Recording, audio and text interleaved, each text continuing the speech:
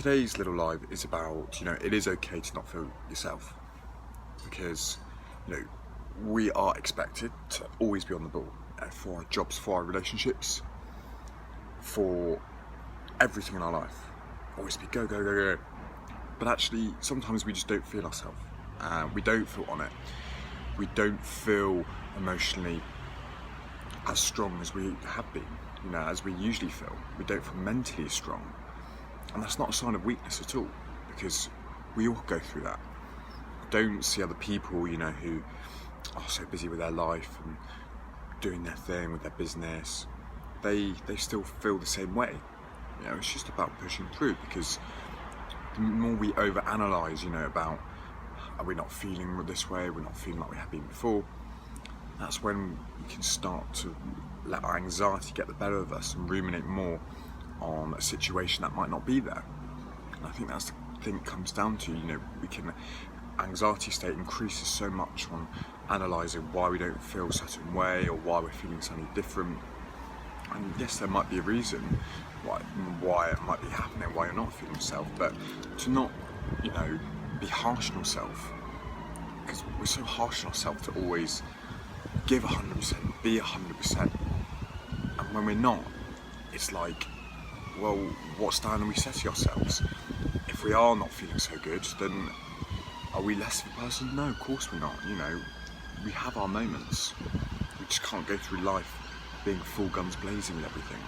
And when we start to overanalyse it, we start to increase our anxiety about it, overthinking scenarios that are there, overthinking things that might happen, which actually never do happen, but we think they will.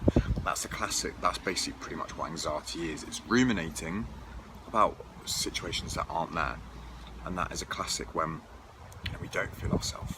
We ruminate about why we aren't feeling ourselves, and it is perfectly natural to not feel ourselves. It only starts to feel like it really becomes a problem when it's a period of a couple of weeks and you're still feeling not 100%, and that's when you start to feel like it's getting you down. But there's always a couple of ways in order to help this, and if you aren't feeling yourself, just to write things down and write what you think is going on in your life that you feel is making you feel that way. Is there a bit of uncertainty? Is there a situation that's popped up? And once you start to write it down, you start to have greater clarity, and then you actually start to realise that it is normal how you're feeling. Sudden change in your emotional mental state, that is normal, and how you're suddenly not feeling your previous self before. Because it's so easy to not write things down, and then once we don't write things down, we don't have that clarity in our head, because everything feels so uncertain and confusing. So once we write things down, it can be such a huge help, and just even getting our thoughts out there being a huge cathartic release.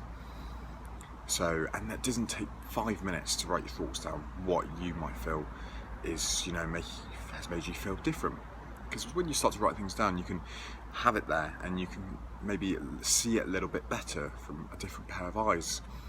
Because then you might take a step back. You might not be so sucked into your own headspace. You might be looking at it from what might feel like a normal person's headspace. I say normal in the sense of you don't necessarily have clear and normal thoughts when you are, overanalyzing things in your own head, when you are ruminating about things that aren't there. Because when you start to get it out, then you can actually understand that maybe what you are feeling is normal. So that's really important to understand. And if we have a bad week, that is life. It's all about accepting that is the journey of life, and that's how we are as people.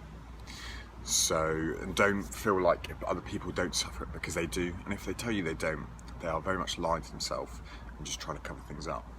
And if you aren't feeling okay, being open and honest about it, being like, I'm just not feeling myself. You might not necessarily go through mental health issues, but if you're not feeling yourself, that's fine to admit. Not everyone can feel their self all the time. No one has 100% energy all the time, because that's draining.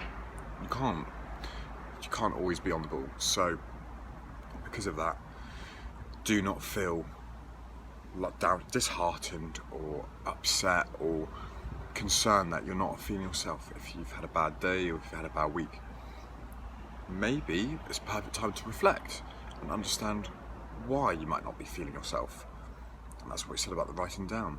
And then once you can understand why, that's when you can understand about how to go about it in the future. So when you start to write things down, when you aren't having a great week, you can actually pinpoint the moments or the things that you feel like has changed your emotional mental state.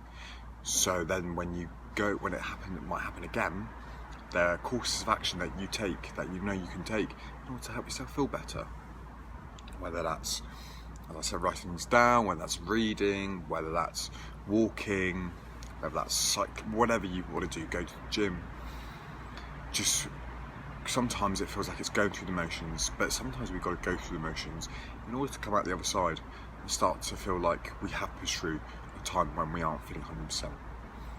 And just, if you are watching this, just to accept yourself when you are not feeling at it. Don't feel like you're missing out on anything, or you're falling behind, because truth is, everyone does. Everyone has those moments. It's not like everyone else out there is all firing all guns blazing and you're not.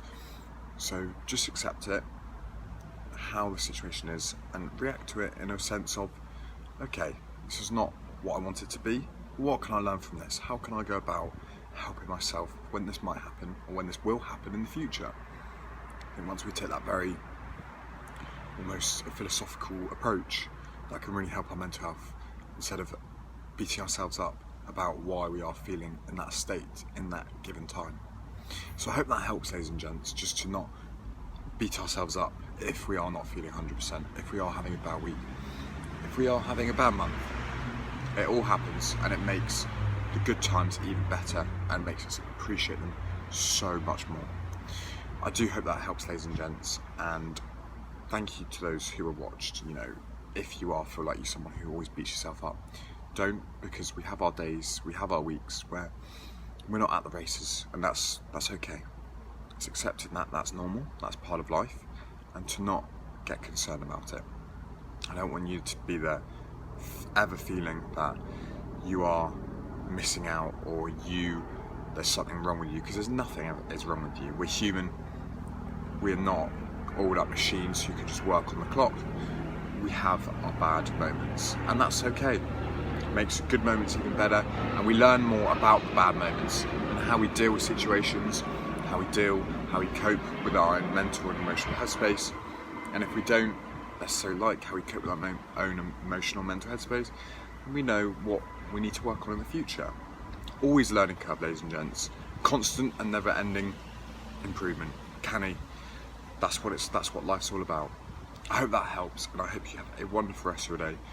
And don't forget, don't beat yourself up if you're not feeling great. It's okay to not be yourself. It's not okay to not feel yourself, and it's okay to not feel like you're firing on all cylinders, because none of us ever do. Ladies and gents, have a wonderful rest of your day. Until later on in the week, adios amigos.